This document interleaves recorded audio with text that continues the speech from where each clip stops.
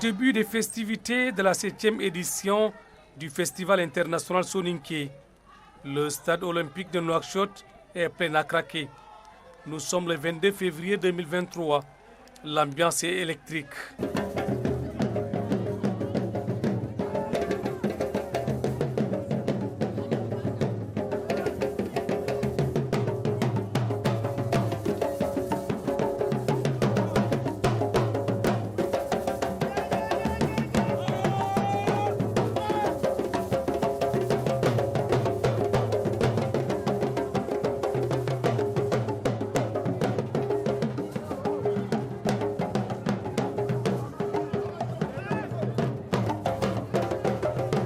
Des milliers de Soninké venus notamment du Sénégal, du Mali, de la Guinée, de la Côte d'Ivoire, de la Gambie, de France, des États-Unis, pour ne citer que ces pays, participent à ce grand rendez-vous culturel.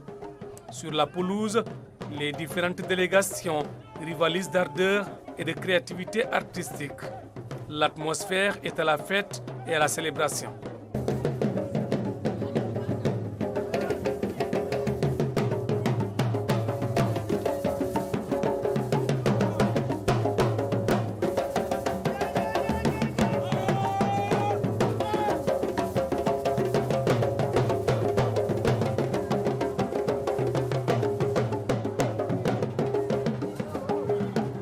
L'ambiance résonne des sons et des couleurs de la culture soninké.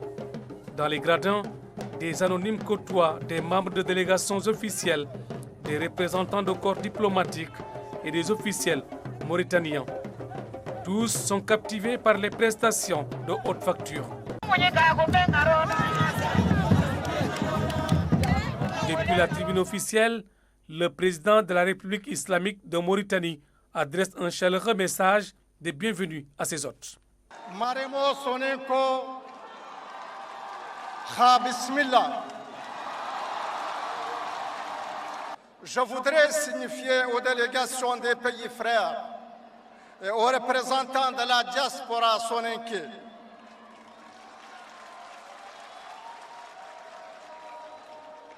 je voudrais leur signifier combien j'apprécie hautement leur engagement culturel et leur constance dans l'organisation de ce grand rendez-vous de la culture. La culture, et c'est une évidence, concourt fortement au développement économique, social et politique des États. À l'image des éditions antérieures, le Sénégal s'est encore distingué de la plus belle des manières à Nouakchott. Le chef de la délégation officielle, par ailleurs président de Ouagadougou Djida, regroupement des Soninké du Sénégal, a salué la diversité culturelle de la communauté. Se connaître, c'est faire en sorte de connaître sa langue, sa culture, mais c'est aussi faire en sorte de connaître ses liens avec les autres cultures, les autres identités, les autres peuples de Mauritanie, d'Afrique de l'Ouest et du monde. Et cette 7e édition, elle manifeste encore une fois, comme disait le président sénégalais Senghor, l'importance de la culture. La culture, c'est ce que l'on a lorsque l'on perd tout.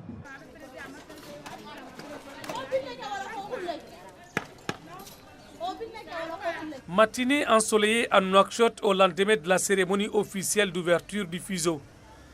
Nous sommes au quartier Tafrazéine, au cœur de la capitale mauritanienne. Dans la vaste cour de cette concession, Bambi Gandega et une centaine de femmes sont à la tâche. Elles se donnent corps et âme pour assurer aux festivaliers une restauration correcte. Nous remercions le bon Dieu. Nous sommes très heureuses.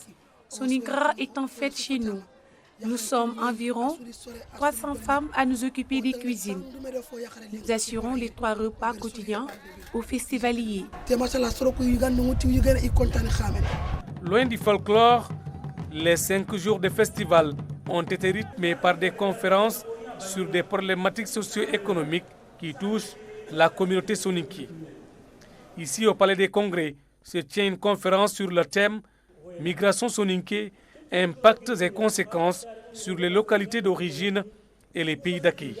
La migration a beaucoup apporté sur le plan matériel aux provinces soninké. D'abord, il y a eu l'impact de la migration sur les villages d'origine des migrants, qui est un impact positif puisque ces villages, certains villages se prennent en charge aujourd'hui dans tout ce qui est structure socio-sanitaire, dans tout ce qui est scolarisation, dans tout ce qui est investissement, dans tout ce qui est aide aux familles. Sur un autre plan, cette migration, elle a contribué bien évidemment à rendre ces populations, à vider ces populations de ces substances jeunes. Aujourd'hui, les jeunes veulent émigrer sur un autre plan et d'autre part, et bien évidemment, ça a impacté sur la scolarisation des enfants. Aujourd'hui, dans les villages soninké, que ce soit en Mauritanie ou que ce soit au Sénégal, a resté le taux le plus bas de la scolarisation, et tout ça à cause de la migration. Bien évidemment, il y a d'autres points négatifs, bien sûr, c'est-à-dire comme la déperdition scolaire, etc., etc. La responsabilité des États dans le phénomène migratoire aux conséquences désastreuses est engagée. Je vous dis quelque chose que j'ai vécu. Des élèves de primaire, CM2 ou CM1, parfois même du collège, primaire et collège, qui abandonnent l'école pour aller à l'immigration. Or, s'il y avait une politique conséquence du pays qui fait que une bonne éducation, deuxièmement, une bonne politique de santé, deuxièmement, une bonne éducation, politique agricole, les avantages en toute sincérité, il y a eu par exemple la construction de mosquées, il y a eu la construction de dispensaires communautaires, il y a eu par exemple comment on appelle, la création d'une miniature de coopératives, malheureusement qui sont mal entretenues, mais c'était une bonne initiative. De l'État. Les Soninké n'ont jamais rien attendu de l'État. Nous avons toujours réalisé des infrastructures sociales de base sur fonds propres. Donc l'immigration n'a apporté que des avantages à la communauté. Maintenant, il revient aux parents d'éduquer leurs enfants nés à l'étranger en leur inculquant des valeurs soninké. Autre chose, nous devons mener le combat pour que notre langue soit enseignée dans nos écoles et universités. Issounia, non seulement des experts dans les domaines, mais dans le domaine scientifique.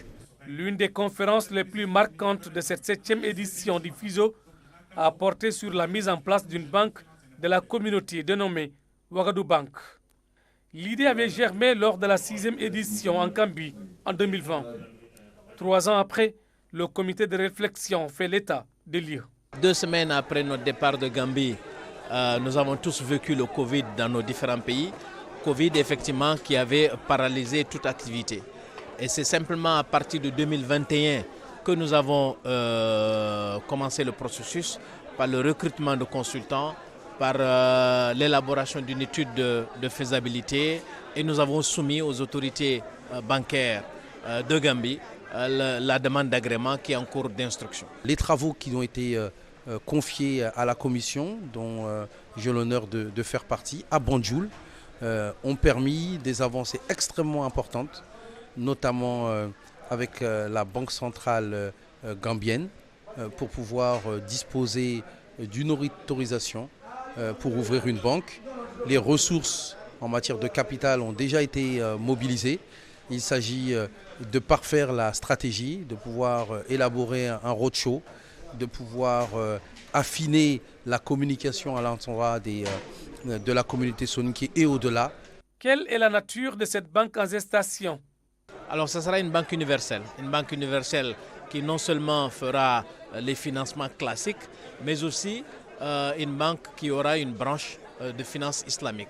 Et à côté de ça, il faut dire que ce sera une banque qui sera dédiée en priorité, ce n'est pas exclusif, mais en priorité au financement des activités des hommes d'affaires soninké.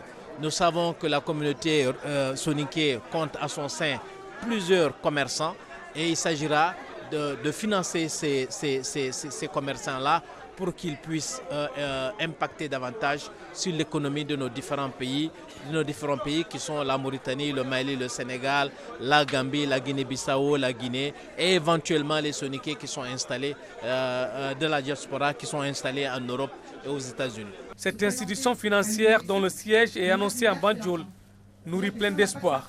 La mise en place de ce type de banque permettra forcément aux élus des diasporas ou à toute personne de la diaspora qui, elle, a pu financer, qui a pu commencer à faire des financements, de dire, au lieu de faire des placements dans d'autres banques, nous pouvons aussi placer dans nos banques pour pouvoir permettre à l'économie de nos pays respectifs de pouvoir évoluer, d'avancer. Et qui dit qu'il évolue, qui dit qu'il avance, forcément, il va accompagner aussi les projets locaux dedans. Et c'est vraiment là-dedans qu'il faut pointer. Ça veut dire que si on veut avoir nos banques, si on veut avoir de la réussite, si on veut que l'économie puisse fonctionner, elle ne peut pas se faire sans nous.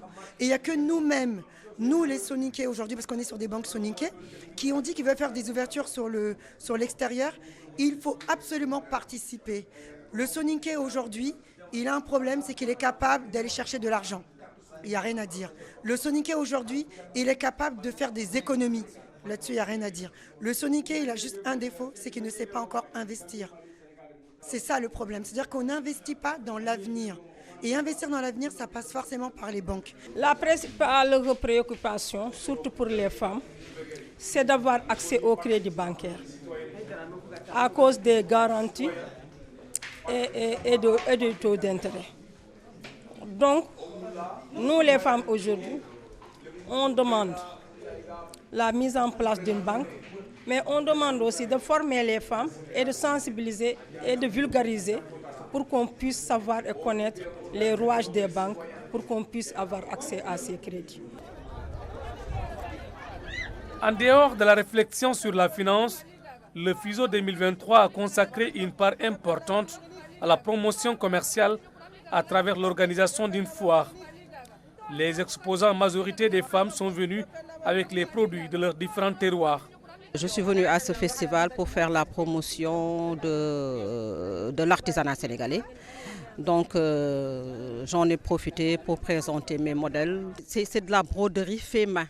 Ça se passe très bien parce que, bon, comme vous le savez, ce n'est pas uniquement pour la vente, mais c'est pour nouer aussi des partenariats et puis élargir un peu notre champ d'action. Cette foire est un véritable cadre d'échange entre les différents pays présents au festival. Cela va renforcer le développement de nos activités économiques. Nous sommes venus avec des produits halieutiques, de l'huile de palme, du citron, de l'encens, du savon, des parfums et du moringa.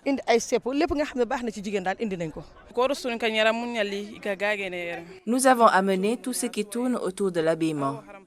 Il y a aussi des produits transformés. Machallah, la foire se passe bien. La nuit vient de tomber sur Nouakchott.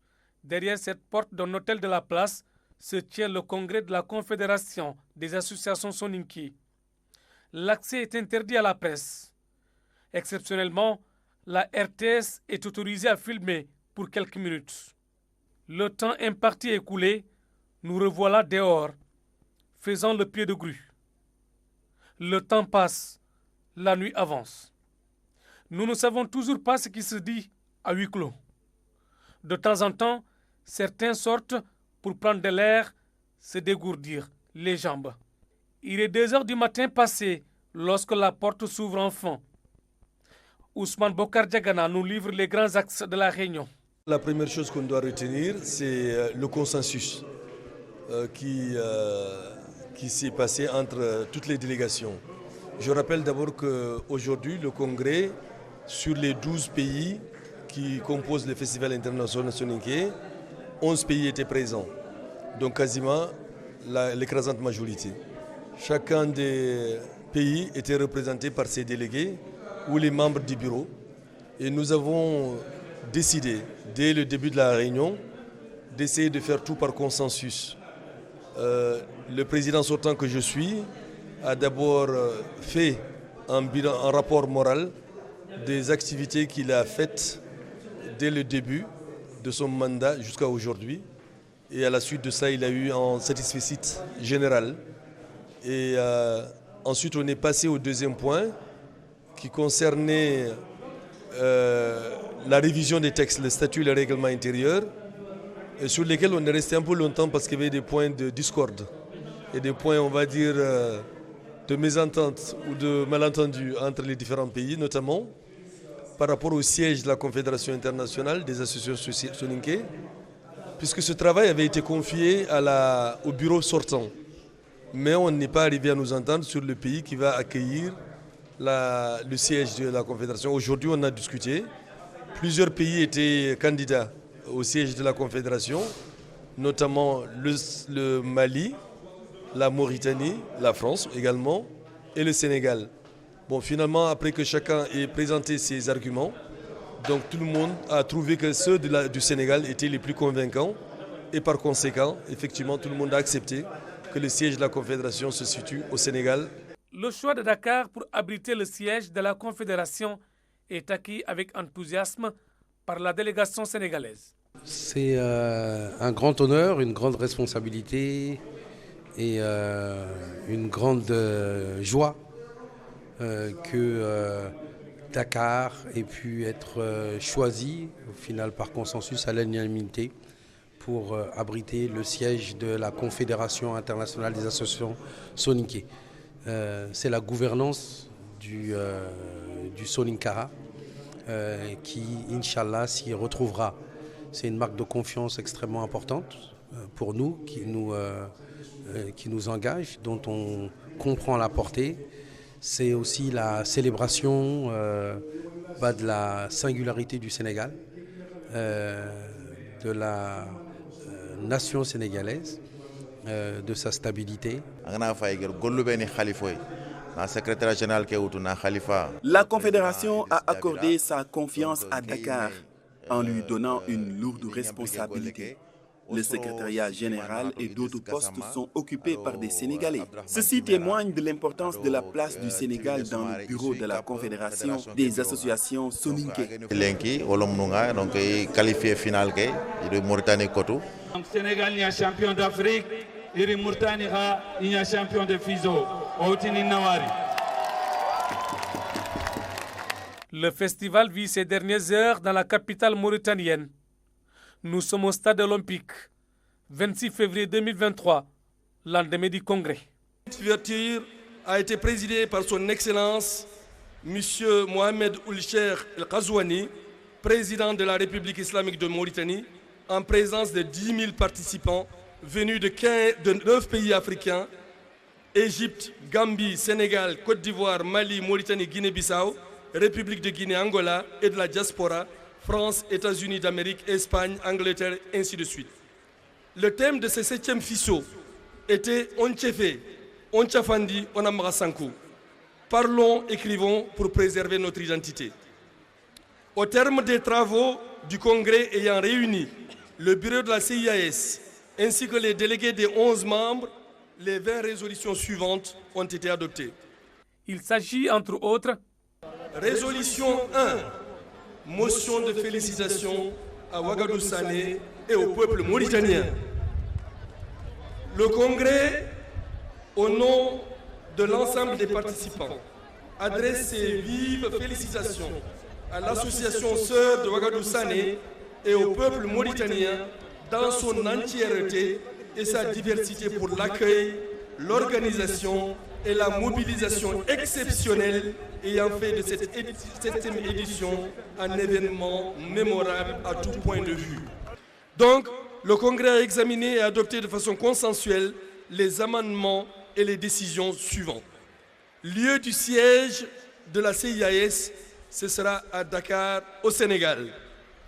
Le passage de 2 ans à 4 ans du nombre des délégués de la Guinée-Bissau et de la République de Guinée-Conakry. Création d'un secrétariat chargé de la communication et des relations presse pour une meilleure visibilité. Mandat donné au prochain bureau pour fixer et ajuster les cotisations annuelles des pays membres et adapter les textes, y compris la charte, à l'esprit et à la lettre du Congrès. Mise en place d'un comité des sages chargé de la prévention et de la résolution des conflits afin d'assurer la cohésion sociale pour le bien-être de tous. Mention explicite du caractère apolitique de la Confédération internationale des associations soninké. Résolution 17. Appel à la concorde et la fraternité. Conscient des troubles et remous au sein de la communauté soninké, le FISO appelle à la paix, à la concorde et à la fraternité à la fraternité entre les Soninké, quelles que soient leurs origines sociales et géographiques. Résolution 19, tenue de la 8e édition du Festival international Soninké. Après concertation et acte de candidature, le Congrès a retenu la Côte d'Ivoire pour accueillir le prochain festival qui aura lieu en février 2025.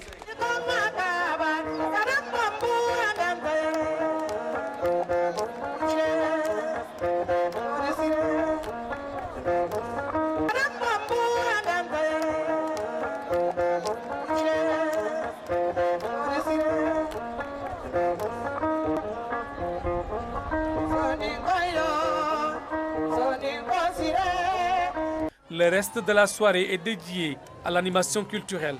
La montée sur scène de la star Demba Bilal Tandjan crée l'apothéose.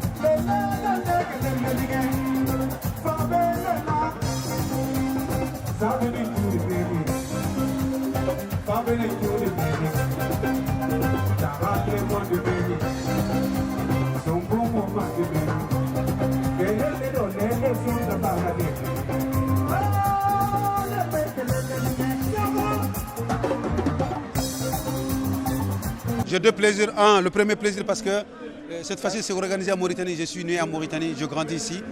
Je suis soninké et puis ça montre qu'on est unis, on est en force. Ça c'est très important. Donc il faut qu'on soit unis pour qu'on puisse avancer ensemble. Pour vraiment conserver notre culture, il faut qu'on soit unis. Ça c'est très important. Donc ça c'est un grand plaisir pour moi. C'est sur ces notes que s'est clôturée la 7e édition du Festival international Soninké.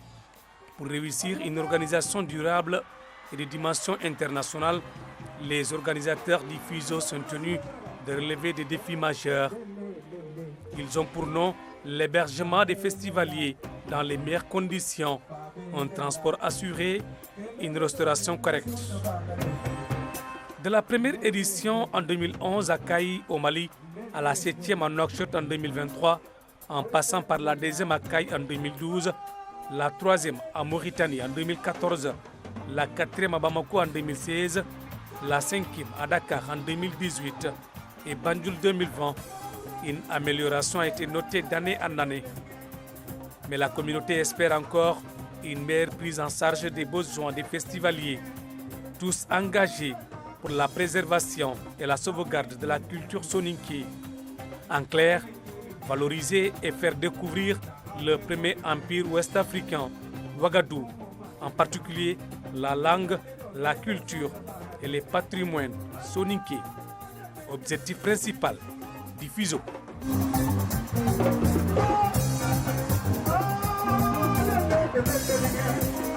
Madame